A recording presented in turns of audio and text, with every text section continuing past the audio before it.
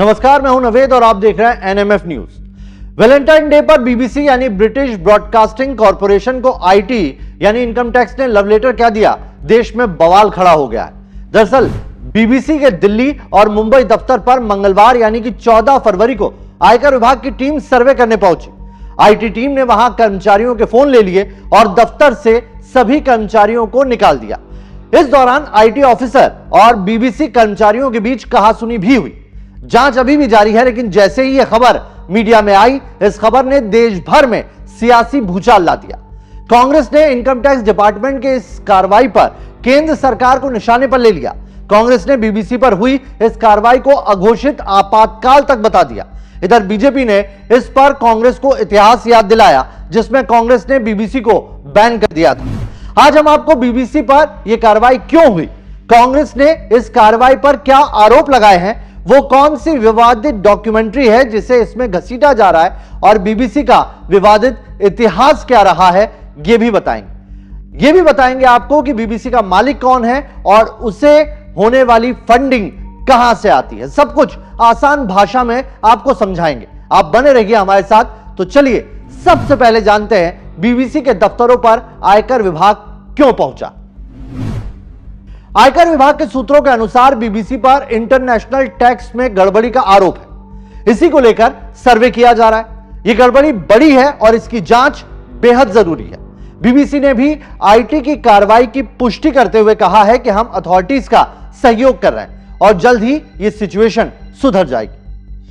BBC के दफ्तरों में सर्वे आईटी अधिनियम 1961 के अलग अलग प्रावधानों जैसे धारा 133A के तहत किया जा सकता है। यह कानून आईटी विभाग को छिपी हुई जानकारी जुटाने के लिए सर्वे की शक्ति देता है। इसके तहत ऑफिशियल खाते की जानकारी, दस्तावेज, नकदी, स्टॉक या फिर अन्य कीमती सामानों की जांच करने के लिए किसी भी कैंपस में प्रवेश की अनुमति भी आईटी विभाग को यह कानून देता है।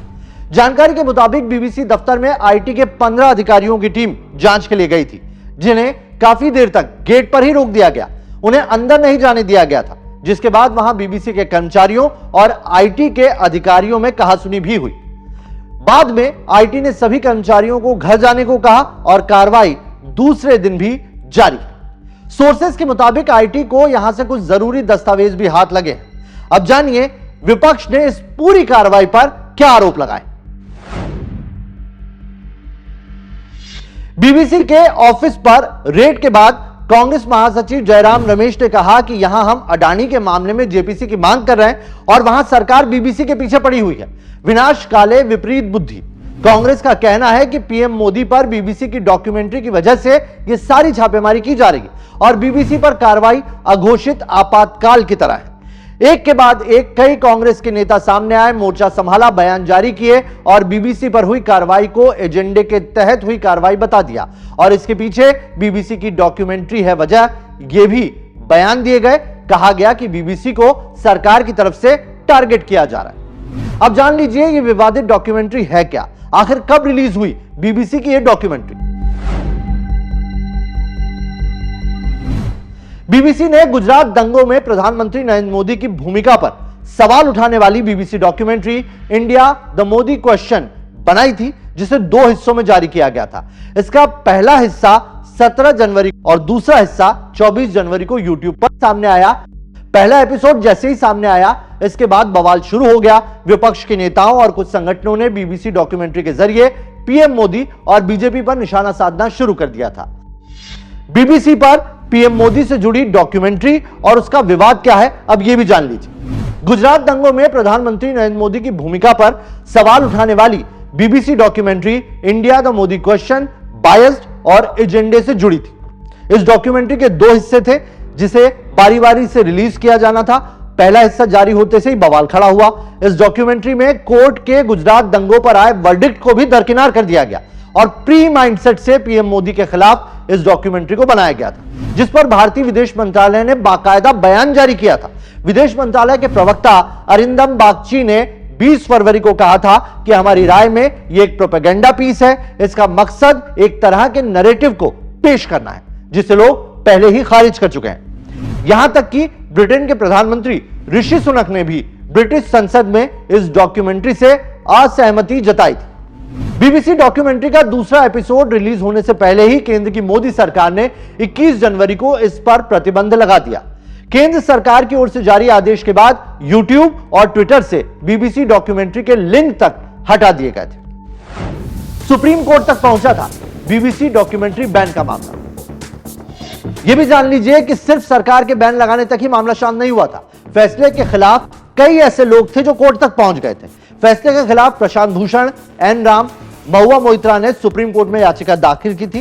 बीबीसी डॉक्यूमेंट्री पर लगे बैन के खिलाफ सुप्रीम कोर्ट में वकील मनोहर लाल शर्मा ने याचिका दायर करते हुए कहा कि याचिका में सुप्रीम कोर्ट डॉक्यूमेंट्री के दोनों एपिसोड मंगाए, उन्हें देखे और इस आधार पर यह जो बैन हुआ है उसे देखे, जांचे और साथ ही 2002 के गुजरात दंगों में शामिल लोगों के खिलाफ कार्रवाई।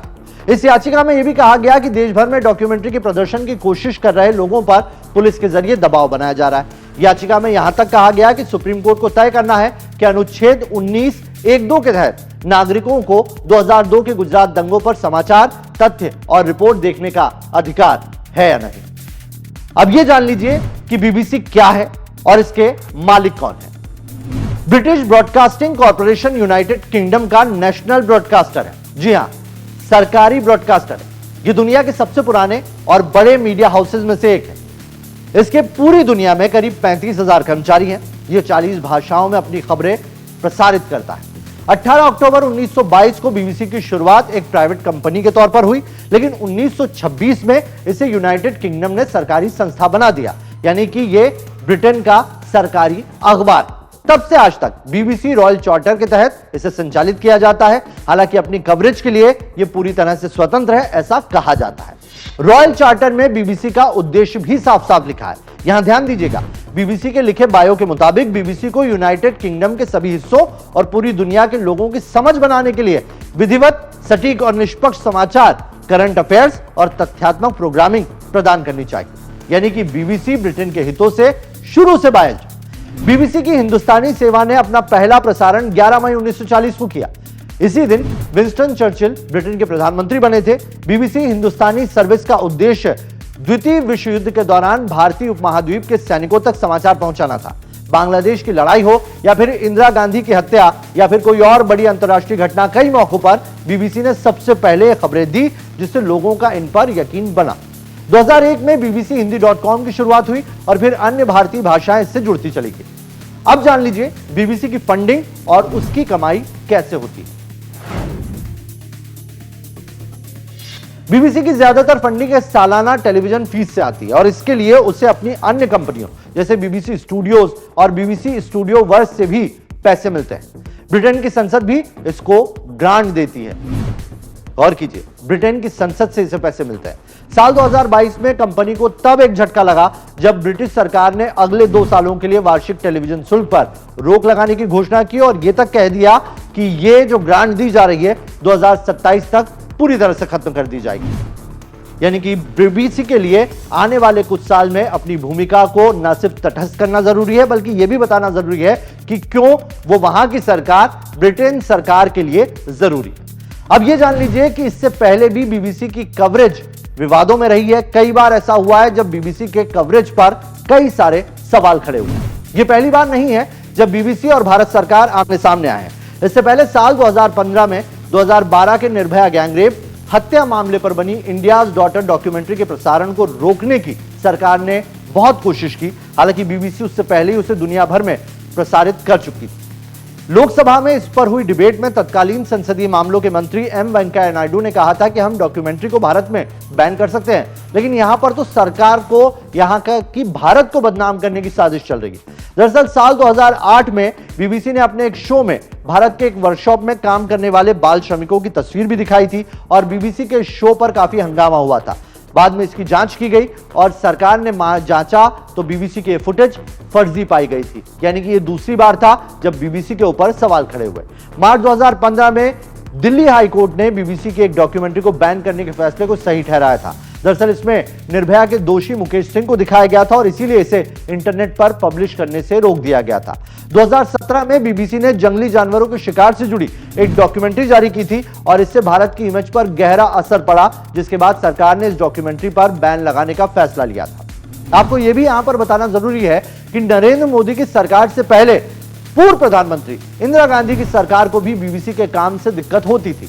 हंगामा करने वाली कांग्रेस शायद ये भूल गई है कि उनकी पूर्व पीएम इंदिरा गांधी ने तो बीबीसी को 2 बार बैन कर दिया था। इंदिरा गांधी के शासनकाल में न सिर्फ सरकार और बीबीसी के बीच तल्खी आई, बल्कि सरकार ने 2 बार बीबीसी पर बैन भी लगाया। ऐसा पहला मौका साल 1970 में आया, जब 2 डॉक्यूमेंट्री पर हुए विवाद के कारण बीबीसी पर 2 साल का प्रतिबंध लगा दिया गया था और उसे देश से निकाल तक दिया गया था।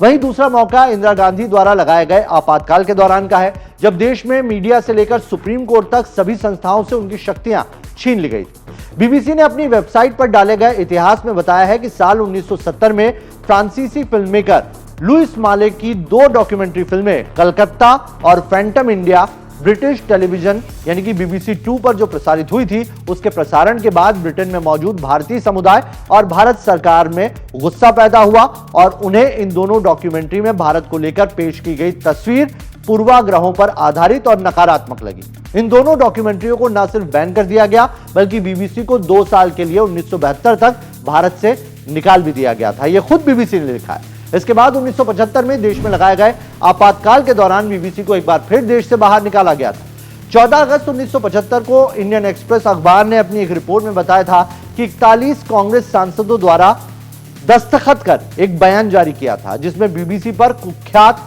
भारत विरोधी कहानियों को प्रसारित करने का आरोप लगाया गया और सरकार से बीबीसी को भारतीय धरती से फिर से रिपोर्ट करने की अनुमति नहीं देने की मांग की गई थी। यानी कि इन कांग्रेसी सांसदों ने यह मांग की थी कि बीबीसी को कभी भी भारत लौटने नहीं दिया जाए। इसी बयान में आगे यहां तक कहा गया था कि बीबीसी ने कभी भी भारत को बदनाम करने और जानबूझकर देश को गलत तरीके से पेश करने का आज तक कोई मौका नहीं छोड़ा। तो देखा आपने बीबीसी जो खुद को पाक साफ बताता है, उसकी फंडिंग विदेशी गवर्नमेंट करती है, जिसके बायो तक में लिखा है कि वो अपने देश यानी कि ब्रिटेन के हितों को ध्यान में रखकर काम करेगा। पॉलिटिकल माइलेज के लिए आज जो पार्टी इस कार्रवाई पर सवाल खड़े कर रही है, वो इतिहास में इस बड़ी कार्रवाई से इस संस्थान पर कर चुकी है, लेकिन आज पॉलिटिकल माइलेज के लिए उन्हें यह आईटी जांच भी मंजूर नहीं है। वहीं मोदी सरकार ने इस पर अभी तक कोई बयान नहीं दिया है। वो कहते हैं ना, कानून अपना काम करता है और वक्त अपना हिसाब। आपको हमारी यह स्टोरी कैसी लगी, कमेंट करके जरूर बताइएगा।